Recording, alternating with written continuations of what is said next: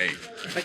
All right, we're here with Kevin Conroy, who's been the voice of Batman for how long now? 20 years. 20 years.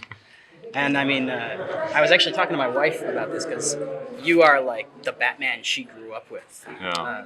And it's strange because I'm just a little bit older, and so I still go back to like Adam West a little bit. Uh-huh. But how does it feel to kind of be in that position where there's two generations of children now for whom you are like this incredibly important character? It's an honor, really, to be associated with this whole legend. I really stumbled into it. I've worked hard at it. I hope I've brought something to it.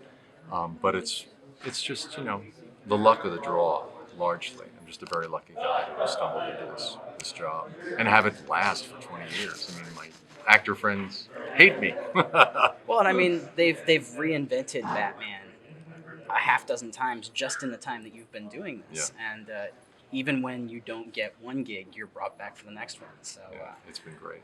And what's the difference in your approach between? Obviously, there's a big difference in terms of filming for the animated series versus the feature films. Is there a difference to the way you have to approach these things, or is it still just kind of the same basic thing?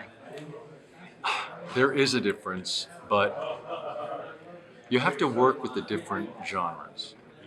But the important thing is the consistency in the character, because I've discovered that the thing about Batman is he's so mythological. The story is so big that the audience is so devoted to him. It's a huge audience. They know more about Batman than I do. Really, most of them are better aficionados at the history of Batman than I am. So if I was ever insincere or tried to fake it, they'd hear it in a second.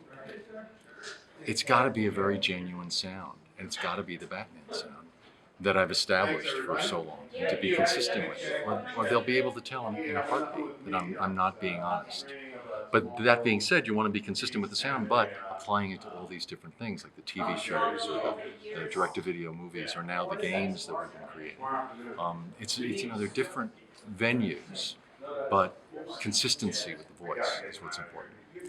And one last quick thing, because I know you've got to go, but talking about, you're almost kind of sounding like you're talking about subtext and like the sincerity of it. How tough is it to kind of build in something where in like Justice League Doom, what happens is to a certain extent Batman's fault, and does that affect the way that you play the character? Well, it's Batman's fault that it starts, but think about why he did what he did. He's the only superhero with no superpowers. All these other people he deals with have supernatural, bizarre powers. Batman is immortal with his wits. That's it.